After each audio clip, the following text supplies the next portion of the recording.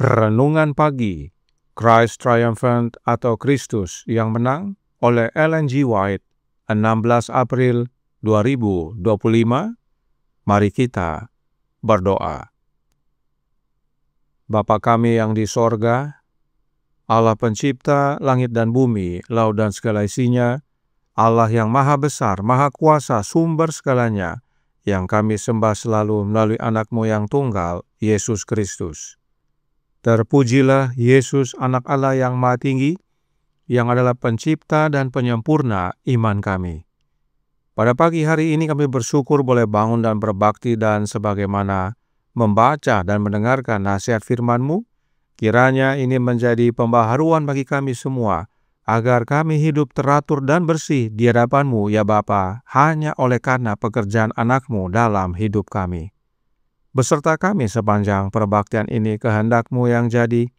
Ampun kami akan dosa dan salah, karena kami berdoa hanya dalam nama anak Allah yang tunggal, Yesus Kristus, yang adalah Tuhan dan Juru Selamat kami. Amin. Renungan hari ini akan dibacakan oleh Ibu Dorcas Nababan. Kepada Ibu Dorcas, kami persilahkan. Selamat pagi saudara-saudaraku di dalam Yesus Kristus. Nasihat Tuhan buat kita pada pagi ini dengan judul Kekudusan harus menandai kehidupan seorang Kristen, Rabu 16 April 2025. Dari kitab Keluaran 19 ayat 10. Berfirman Tuhan kepada Musa, "Pergilah kepada bangsa itu, suruhlah mereka menguduskan diri pada hari ini dan besok, dan mereka harus mencuci pakaiannya." Kebiasaan pribadi yang salah merupakan salah satu penyebab penyakit yang paling umum. Ketertiban dan kebersihan adalah hukum sorga. Petunjuk yang diberikan kepada Musa ketika Tuhan hendak menyatakan hukumnya di Gunung Sinai sangat ketat. Dalam hal ini, mereka diarahkan untuk melakukan ini agar tidak terjadi kenajisan pada diri mereka ketika mereka datang ke hadapan Allah. Dia adalah Allah yang teratur dan Dia menuntut ketertiban dan kebersihan pada umat-Nya. Dalam keadaan apapun, anak-anak Israel tidak boleh membiarkan kotoran menempel pada pakaian atau tubuh mereka. Mereka yang najis harus dikeluarkan dari perkemahan sampai malam hari dan kemudian diminta untuk membersihkan diri dan pakaian mereka sebelum mereka dapat kembali. Mereka juga diperintahkan untuk membawa semua sampah mereka ke tempat yang jauh dari perkemahan. Tuhan tidak menuntut hal yang kurang dari umat-Nya sekarang seperti yang Ia lakukan di zaman dahulu. Jika kebersihan sangat penting bagi mereka yang bepergian di padang gurun, yang hampir sepanjang waktu berada di udara terbuka, maka hal itu juga penting bagi kita yang tinggal di rumah-rumah tertutup, di mana kotoran lebih mudah terlihat dan memiliki pengaruh yang tidak sehat. Hukum moral yang diucapkan dari Sinai tidak dapat memiliki tempat di hati orang-orang yang memiliki kebiasaan yang tidak teratur dan kotor. Jika anak-anak Israel tidak dapat mendengarkan pernyataan hukum suci itu tanpa kebersihan pribadi dan pakaian, bagaimana ajaran-ajaran yang murni dapat ditulis di hati orang-orang yang tidak rapi dalam pribadi dan rumah mereka? Wabah demam yang hebat telah terjadi di desa-desa dan kota-kota yang dianggap sangat sehat, dan ini telah mengakibatkan kematian atau gangguan kesehatan. Dalam banyak kasus, tempat tinggal orang-orang yang menjadi korban wabah ini mengandung agen-agen perusak yang menyebarkan racun mematikan ke atmosfer untuk dihirup oleh keluarga dan lingkungan sekitar. Ketika Lord Palmerston menjadi Perdana Menteri Inggris, ia pernah diminta oleh pendeta Skotlandia untuk menetapkan hari puasa dan doa guna mencegah kolera. Ia menjawab, "Bersihkan dan basmi hama di jalan-jalan dan rumah-rumah Anda.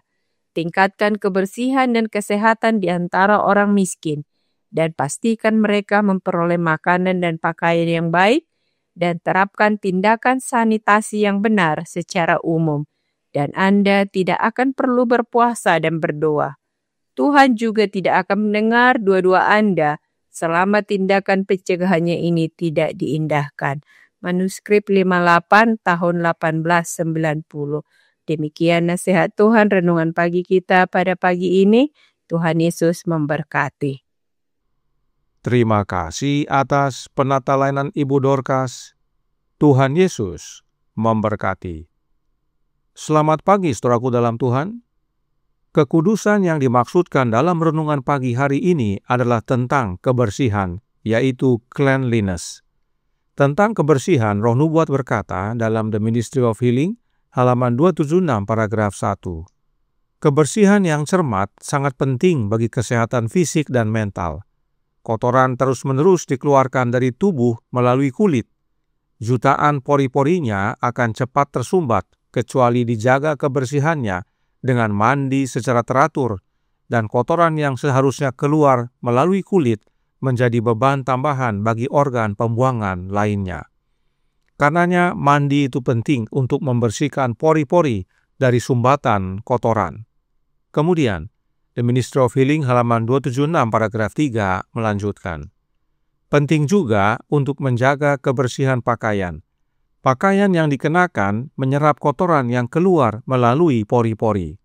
Jika tidak sering diganti dan dicuci, kotoran akan diserap kembali. Itu sebabnya renungan pagi hari ini berkata dalam Christ Triumphant, halaman 113 paragraf 3. Dalam keadaan apapun, anak-anak Israel tidak boleh membiarkan kotoran menempel pada pakaian atau tubuh mereka. Mereka yang najis harus dikeluarkan dari perkemahan sampai malam hari dan kemudian diminta untuk membersihkan diri dan pakaian mereka sebelum mereka dapat kembali. Mereka juga diperintahkan untuk membawa semua sampah mereka ke tempat yang jauh dari perkemahan. Sebab ketertiban dan kebersihan adalah hukum sorga. Nah, ada hubungan antara kebersihan dan kesalehan. Roh Nubuat berkata dalam The Health Reformer tanggal 1 Agustus tahun 1872 paragraf 2. Kebersihan adalah sesudah dari kesalehan. Namun janganlah kita lupa bahwa kesalehan adalah hal pertama yang harus dicari, dan setelah itu kebersihan dalam segala hal. Jadi, bukan kebersihan dulu, tetapi kesalehan terlebih dahulu. Sebab kebersihan itu bagian dari kesalehan, sesudah dari kesalehan. Kehidupan yang saleh itulah yang menuntun kita hidup bersih. Sekarang pertanyaannya adalah bagaimana untuk dapat memiliki hidup yang saleh? Suratnya nomor 8 tahun 1867 paragraf 10 berkata, "Kebenaran Kristus adalah kesalehan sejati, baik hari ini maupun selamanya, yang akan menjadi kesehatan bagi tubuh dan kekuatan bagi jiwa." Berarti, agar kita hidup saleh, maka kita harus memiliki kebenaran Kristus dalam hidup kita. Bagaimana caranya? The Review and Herald tanggal 1 November tahun 1892 paragraf 2. kita dapat diperlengkapi untuk sorga hanya melalui pekerjaan Roh Kudus di dalam hati. Karena kita harus memiliki kebenaran Kristus sebagai bukti keabsahan kita jika kita ingin menemukan jalan masuk kepada Bapa. Agar kita dapat memiliki kebenaran Kristus, kita perlu diubahkan setiap hari oleh pengaruh Roh untuk mengambil bagian dari kodrat ilahi. Kita dapat memiliki kebenaran Kristus melalui pekerjaan Roh Kudus di dalam hati kita. Oleh pengaruh Rohlah kita diubahkan setiap hari. Karenanya bukan kebersihan yang terlebih dahulu, tetapi menerima pekerjaan Roh Kudus dalam hati kita, maka kita bertumbuh dalam memiliki kebenaran Kristus, dan bila kebenaran Kristus menjadi bagian kita, kita memiliki kehidupan yang saleh. Dan bila kita memiliki kehidupan yang saleh, maka dengan sendirinya kehidupan yang bersih nyata dalam kehidupan kita. Inilah urutannya yang benar. Memiliki kebenaran, hidup saleh dan bersih adalah pekerjaan Kristus dalam hidup kita. Nah, apakah bila sudah hidup bersih, pasti hidup saleh? Oh tidak. Karena meskipun ada orang yang hidupnya bersih, namun belum tentu hidupnya saleh. Sebab kesalehan adalah pekerjaan Roh Kudus, dan dari buah-buahnya lah kamu mengenal mereka. Itu sebabnya renungan hari ini berkata dalam Christ Triumphant halaman 113 paragraf 5. Hukum moral yang diucapkan dari Sinai tidak dapat memiliki tempat di hati orang-orang yang memiliki kebiasaan yang tidak teratur dan kotor.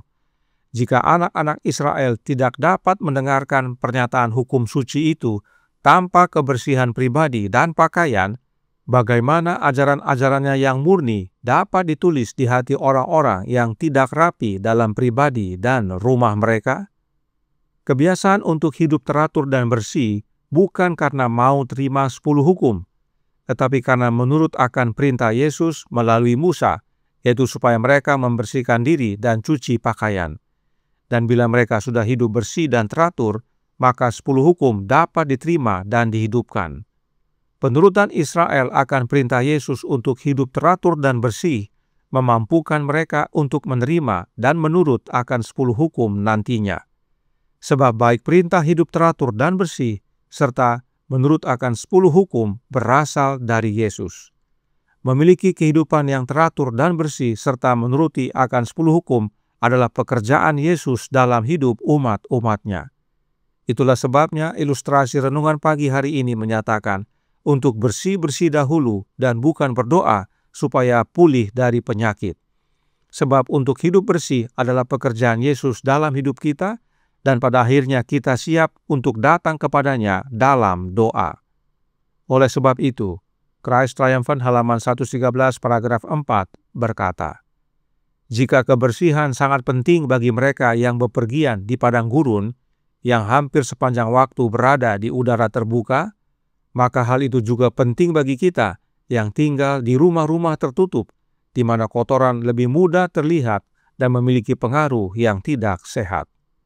Sebagai orang Kristen, kita harus hidup bersih, sebab kebersihan adalah bagian dari kesalehan dan sesudah kesalehan, serta kesalehan adalah hasil dari pekerjaan kebenaran Kristus dalam hati kita, yaitu oleh kehadiran Roh Kudus, Rohnya Kristus. Karenanya, hidup teratur dan bersih adalah pekerjaan Yesus dalam hidup kita. Sebab memang di luar Kristus kita tidak dapat berbuat apa-apa. Tuhan memberkati, saya bawa dalam nama Yesus. Amin. Mari kita berdoa.